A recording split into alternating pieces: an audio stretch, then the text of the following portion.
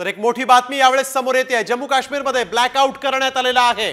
जम्मू काश्मीरच्या हवाई हद्दीत ड्रोन दिसल्यामुळे सायरन वाजवण्यात आलेले आहेत। नागरिकांना घरातच थांबण्याचे आदेश देण्यात आलेले आहेत। जम्मू काश्मीरमध्ये सध्या ब्लॅकआउट झालेला आहे। हवाई हद्दीत ड्रोन दिसल्यानं सायरन वाजवण्यात आलेला आहे आणि या ठिकाणी आपण बघतोय ब्लॅकआउट करण्यात आलेला आहे। हवाई हद्दीमध्ये ड्रोन दिसले आणि त्यानंतर मात्र आता आपण बघतोय सावधानतेचा उपाय म्हणून या ठिकाणी आता ब्लॅकआउट झालेला आहे। हवाई हद्दीमध्ये ड्रोन दिसल्यानं हे ब्लॅकआउट करण्यात आलेलं आहे। जम्मूमध्ये यावेळेस पाकिस्तान्यांनी हे ड्रोन पाठवले की काय अशीच परिस्थिती आता उपस्थित झालेली आहे। प्रमोद जगताप आमचे प्रतिनिधी आपल्या सोबत जोडले गेलेले आहेत। प्रमोद, काय अधिकची माहिती? जम्मूमध्ये ब्लॅकआउट झालाय।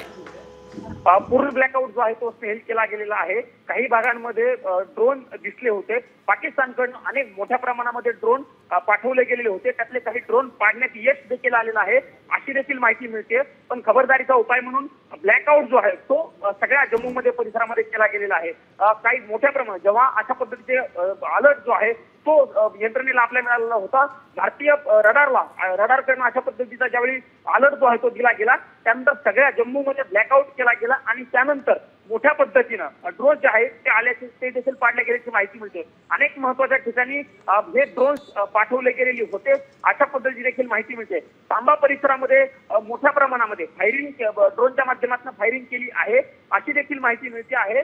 पण मोठ्या प्रमाणामध्ये ब्लॅकआउट केल्याच्या नंतर ची परिस्थिती जी आहे ती आता आपल्याला दृश्यांच्या माध्यमातून बघायला मिळते। ही जी माहिती मिळते त्या माहितीनुसार सायरन वाजवल्यानंतर प्रशासनाकडनं तातडीनं तर थोडं